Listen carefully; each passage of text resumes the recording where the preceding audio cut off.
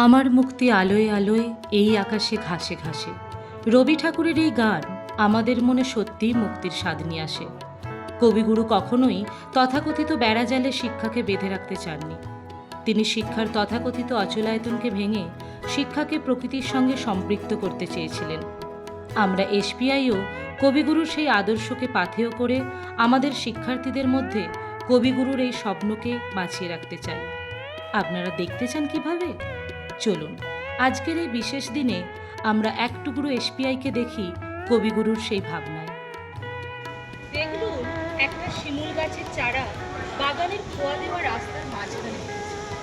হায় রে, বলাই ভুল করেছিল, আমাকে ডেকে নিয়েছে। এতটুকু যখন এর অঙ্কুর বেরিয়েছিল, শিশুর প্রথম কোলাক্ষেপের মতো, তখনই এটা বলাইয়ের চোখে পড়ে। তারপর থেকে বলাই প্রতিদিন নিজের হাতে একটু একটু জল দিয়েছে। সকালে বিকেলে ক্রমাগত ব্যর্থ হয়ে দেখেছে কতটুকু বাড়ে। শিমুল গাছ বাড়েও দ্রুত, কিন্তু বলাইয়ের আগ্রহের সঙ্গে পাল্লা দিতে পারে না। যখন হাত দুয়েক উঁচু হয়েছে, তখন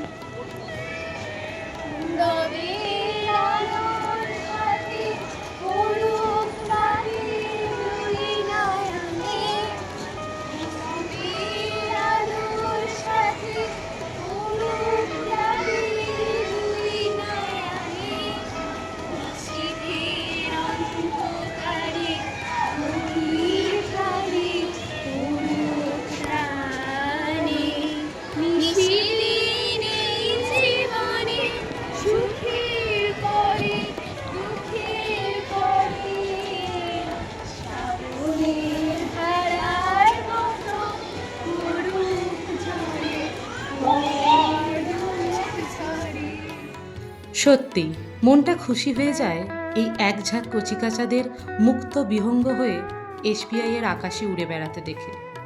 কবিগুরু যেমন চেয়েছিলেন প্রকৃতি থেকে শিল্পকে খুঁজে পেতে, সেই রকমই একটি শিল্পকে আমরা ক্যানভাসে ফুটে উঠতে দেখছি। সৃষ্টি চলুক তার নিজের আনন্দে, ততক্ষণে আমরা ওনার আরেকটি সৃষ্টিকে চলুন উপভোগ করে আসি।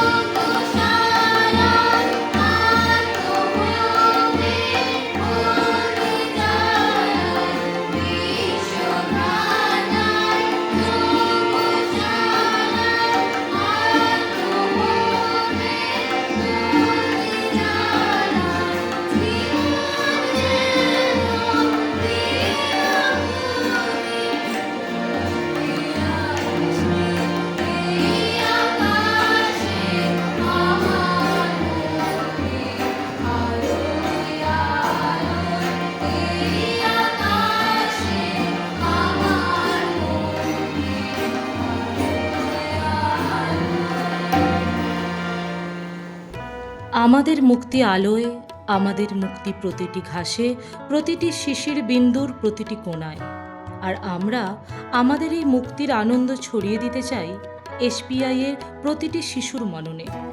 যেমন সৃষ্টি অবশেষে পেল পূর্ণতা, প্রকৃতি তার প্রাণ ফিরে পেল শিল্পীর রং তুলির ছোঁয়ায়। কবিগুরু বোধহয় জানতেন আজ থেকে শতবর্ষ পরেও তিনি হবেন প্রতিটি শিক্ষায়তনের আদর্শ। তাই বোধহয় তিনি লিখেছিলেন, আজই হতে শতবর্ষ পরে কে তুমি পড়িছ বসি আমার কবিতাখানি কৌতূহল ভরে। শুধু কবিতা না, এখন বসে আমরা ওনার পুরো জীবনটাকেই কৌতূহল ভরে পড়ি নিজেদের জীবনকে উপলব্ধি করার জন্য।